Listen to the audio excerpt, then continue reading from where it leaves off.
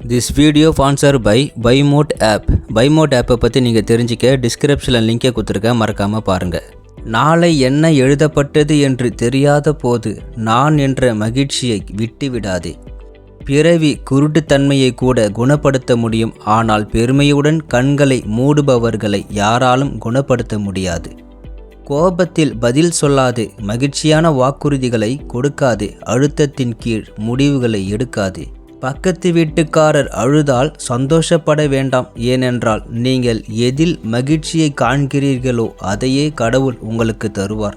கல்வி கற்று ஆசிரியரை மறவாதே, பணம் கிடைத்தால் நட்பை மறவாதே, மனைவி கிடைத்தால் நண்பர்களை மறவாதே, மரியாதை கிடைத்தால் நண்பர்களை மறவாதே, தேவை ஏற்படும் போது கடந்த காலத்தை மறவாதே, தேவைப்படும் போது உதவியவர்களை மறவாதே.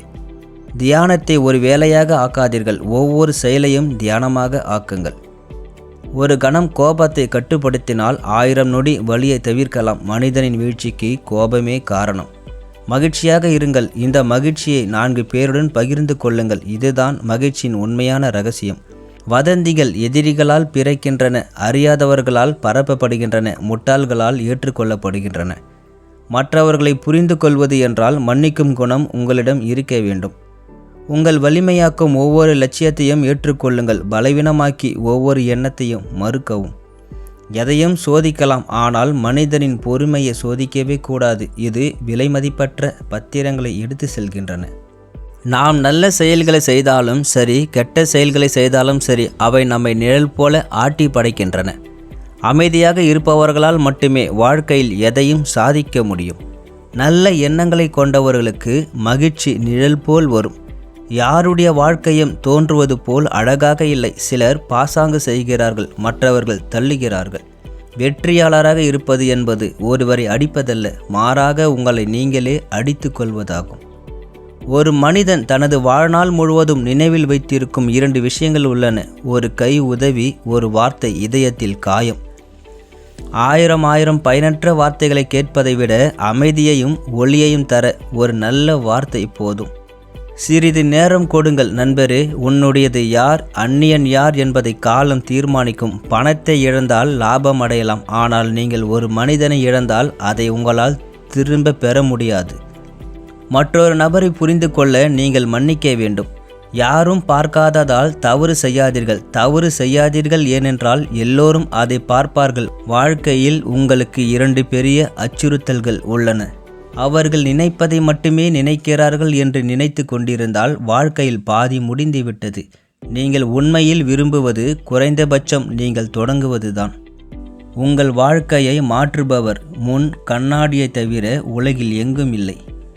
உலகில் தவறு செய்யாத மனிதன் இல்லை. தன் தவறை தற்காத்து கொள்பவர்கள் பிறரது தவறுகளை சுட்டி காட்டும் முட்டாள்கள். தங்கள் தவறுகளை திருத்துபவர்கள் மிகவும் நல்லவர்கள். கடவுள் உதவுபவர், நல்ல வார்த்தைகள் பேசுபவர், ஆசிரியர், நேர்மையாக வாழ்பவர் மனிதன். இல்லாத பெருந்தன்மையை நீ காட்டினால் உன்னில் இருக்கும் மகத்துவம் மறைந்துவிடும். கடவுள் தாமதமாக நீதி வழங்குகிறார். தாமதங்களுக்கு பின்னால் அற்புதங்கள் நடக்கும். மக்கள் தூண்டிவிட்டு இடையூறு செய்பவர்களிடம் இருந்து ஒதுங்கி இருப்பதே வாழ்க்கைக்கு நல்லது.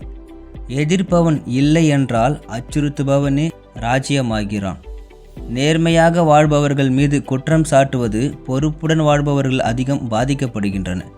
நம் அன்புக்குரியவர்கள் நமக்கு மகிழ்ச்சியை மட்டுமல்ல, சோகம், மனசோர்வு, கஷ்டம் மற்றும் வலியையும் தருகிறார்கள். போரில் 1000 பேரை கொன்றவனை விட தன் மனதை வெல்பவனே உண்மையான வீரன். வலுவான முடிவை எடுக்காவிட்டால் எதிர்காலம் பலவீனமாகிவிடும். புறக்கணிப்பின் வழி என்ன செய்யும்போது புரியாது, யாராவது புறக்கணித்தால்தான் புரியும்.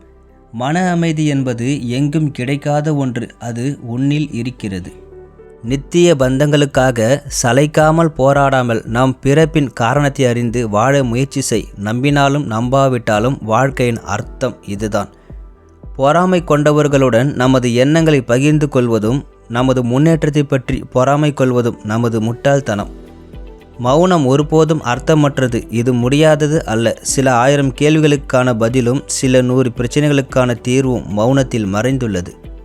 மனிதனில் 3 வடிவங்கள் உள்ளன. உலகுக்கு முதல் வடிவத்தை காட்டுகிறார். இரண்டாவது படிவம் குடும்பம் மற்றும் நண்பர்களுக்கு மட்டுமே காட்டப்படும். மூன்றாவது வடிவத்தை யார் காட்ட மாட்டார்கள். அதுதான் மனிதரின் உண்மையான இயல்பு.